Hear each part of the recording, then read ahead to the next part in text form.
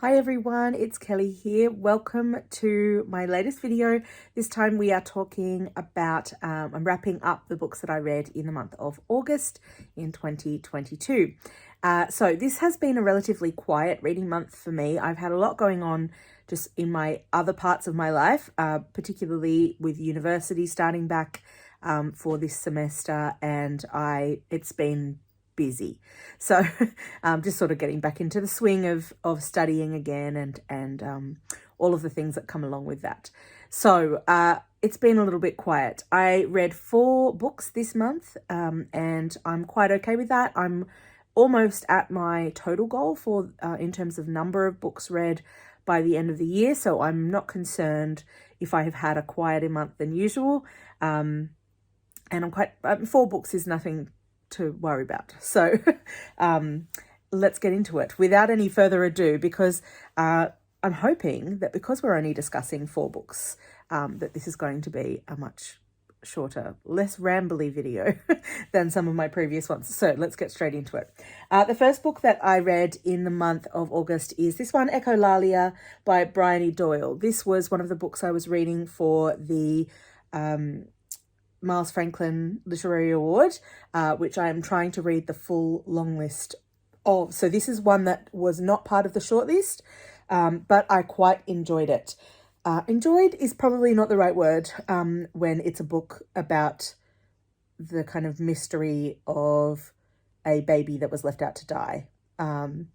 So yeah, probably enjoyed is not the right word, but it was certainly a book that grabbed me and kept me kind of hanging on right onto the end. I will say it started out a little bit difficult because we were inside the head of Emma, who is the mother of this baby that we were just talking about. She's having a very difficult time with her mental health and her life circumstances as well at the beginning of the book. And we spend a considerable amount of the first kind of little bit of the book just inside her head, and that was quite a lot. So for the first little while, as I was trying to pick this book up, I was finding it a bit difficult because I knew getting into the book that I was going to be getting into the head of someone who was very mentally unwell, and like to the point where, I don't know, I remember a long time ago DNFing a book because it was about somebody with bipolar, and it began when they were sort of in a manic phase and then went into the more depressive phase of the bipolar. It was someone who was not managing her bipolar at all. And I had to DNF the book because I was reading it on the bus on the way to uni. This is like back in the day when I was doing my bachelor's degree, like a long time ago. And I had to stop reading it because it was making me really depressed as I was, heading into uni for lectures and things. So, yeah, sometimes I find, particularly when it's heavy mental health stuff, that's a real challenge for me to kind of sustain myself through, because I'm prone to kind of get in too much into the head of the character and really start to feel what they're feeling. So it was, yeah. I was worried that it was going to be like that the whole way. It wasn't. After a couple of chapters, we moved out of her head and into the head of some of the other characters. So, which was good. I needed that, even though some of those other characters were pretty darn awful. So I found myself feeling very deep sympathy for this character. Once we got out of her head and the pace kind of picked up a little bit, I didn't want to put this book down. I really wanted to find out what was happening next. So it certainly started a bit slow, but then really started to roll along. And as you kind of built this picture of this, quite frankly, toxic family situation that Emma finds herself in, with, her mother-in-law, her husband, her husband's cousin, just really not great people, to be honest. But it's one of those things where you could just sort of see how all of the things that were happening contributed to this horrible tragedy that happened with the baby. That it wasn't just one person, but sort of like the entirety of the situation that created the circumstances in which it occurred. So yeah, that was something. there's also, I think, an undercurrent, sort of a theme that kind of ran through this which was that the pressures that are placed on women to be mothers, the right kind of mother, even if they're experiencing a hideous amount of stress, it just is something that that people put a lot of pressure on women for. So, that theme kind of ran through this book, and sort of the importance of knowing yourself and knowing what's right for you, even if that is not what other people in your life want for you. So that's something to keep an eye out for as well. But yeah, this was great. I really thought this was a very important book, and I ended up giving it 4 stars. The second book that I read this month was the Last Quintista by Donna, Barba, Higuera. This is a middle grade book, but it's a science fiction book, and it won awards. Have I written down what those awards are? No, I have not. But it won awards in America last year, I believe. I also gave this 4 stars. I really enjoyed this. The voice of the main character, Petra, started out a little bit shaky, I'll be honest with you, but then she has to sort of grow up fast. So when she's sort of in the sort of initial parts of the book, she sort of comes across as a slightly irritating kid. But then as she sort of has to grow up fast, her voice kind of she comes into herself, I guess, because she has to take on responsibility, and unanticipated things happen. So therefore, she sort of becomes, this strong character with opinions and ideas and a problem solver and all of these kind of things. So the basic plot of this story is, Halley's Comet is going to crash into the Earth and will destroy the Earth. And this is sort of occurring in the future. And they have decided that they're trying to preserve humanity. They found a planet that people can live on. However, it's a very long way away. So they have to cryogenically freeze people in order for them to survive long enough to be awoken on this new planet. So her family, both of her parents are scientists in different fields. So their family is selected as one of the families to go on this kind of, and it's a bit of this top secret sort of situation, because obviously everybody wants to be on these ships heading to this new planet. So they get on the ship. The circumstances are a little shaky in which that happens, and they have to take off and leave Earth behind, and that's a really difficult situation. So what I will say, and I don't want to spoil it because I don't want to give away the plot of the story, but something happens, and the circumstances in which our main character is woken up are not the same as what was anticipated. So it's not the future that she was anticipating. So then she wakes up, and I have to say that the twist that happens at the end I was not expecting, and the ending had me gripped as well. I just thought this was really well written, and it really was a memorable story to read. So I would really recommend this. Again, 4 stars, very, very enjoyable read. The next book I read was a book of poetry by a fellow booktuber, YouTuber, Lena Norms, and it's called Bargain Bin Rom-Com.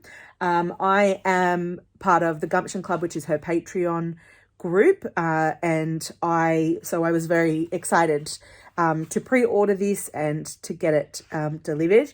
It was a sweet little collection. I do already read poetry, so but I would say, this is kind of very accessible poetry for people who may not read a lot of poetry themselves. If you are someone who reads a lot of poetry, this isn't highbrow type poetry. This is, as I said, accessible poetry. So just to know what you're getting in for. I like both, so it didn't bother me one way or the other what kind of poetry it was, but I really did enjoy this little collection. Quite a few of the poems made me think or made me smile. It's not as hard-hitting, as I said, as some of my favourite collections, but it was still very enjoyable, and I gave it 4 stars because it absolutely did what it said on the tin, and this was an enjoyable collection. The last book that I read was a YA book, and this was a book that was nominated for a prize here in Australia, the CBCA awards for 2022. It was not a winner, but it was in the short list for older readers. This is definitely for older readers. There were some scenes in here that would not be appropriate for small children. Let me just be clear. So this book is called The Boy from the Mish. The Mish is the mission, and both of these boys are Aboriginal Australians, so they're our First Nations people. And one of them lives on the mission. So the missions were set up in a long time ago, at a time in Australia's past where we treated our First Nations people very poorly. It's probably similar to what happened in the US with the First Nations people there, where, no matter which groups they came from, they were sort of told, here's where you live now. And they called it the mission in Australia, because often they were run by religious groups, I guess. I guess that's why they called them the mission. But essentially, nowadays, there are still groups of Aboriginal people that live on missions, but I would just say they're just predominantly Aboriginal Australian communities, where most people in those communities are of Aboriginal descent. So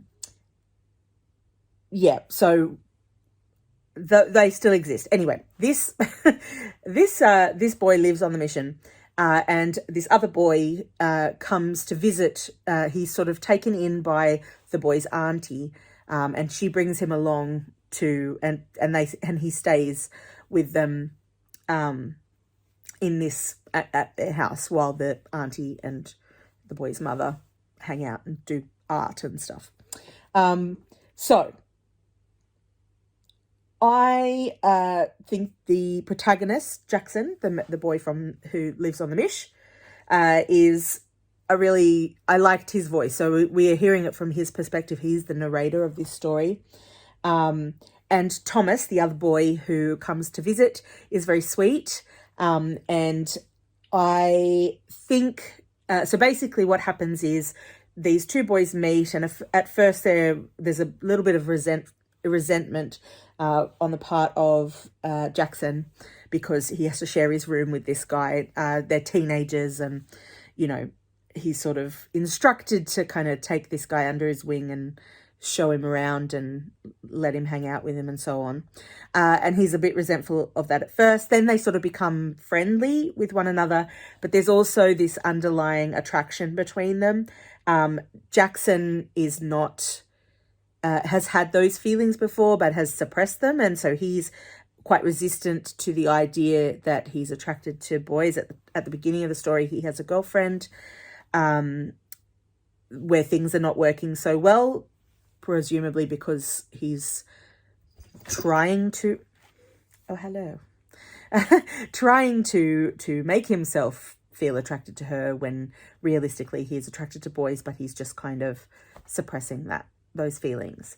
And then this guy comes along and he starts to have feelings, and it's this real kind of push and shove kind of situation where he's really not wanting to admit it, but he can't help himself, and then things start to develop, and then he's resentful about that situation, because it's not what he's trying to be somebody he's not, and this guy being here is really making it hard for him to continue trying to be someone he isn't.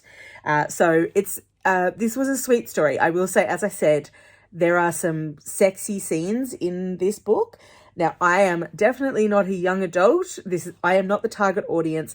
I personally, knowing that these were teenage characters, it did make me a little uncomfortable reading some of those scenes because they were relatively graphic.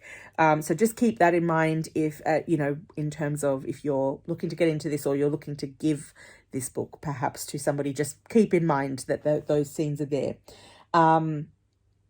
Yeah, very steamy. And they're high schoolers, and it was weird. So then the other thing I would say is I would have liked for Jackson's family to be a bit more fleshed out as characters. But otherwise, this was a really fabulous debut novel and a very important one too, in terms of representation for Aboriginal people and for people, this cat, people who are LGBTQI+, having this kind of representation in media is so important. So I think it's an important book. I don't think it's for everybody, but it was an enjoyable read. And again, I gave this 4 stars. So literally every book that I read this month, I gave 4 stars to. So that's, even though I didn't read as many books as I would have liked, I am happy with the quality of the books that I read.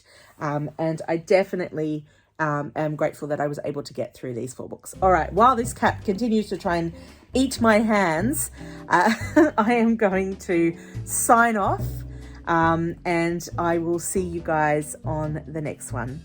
Bye.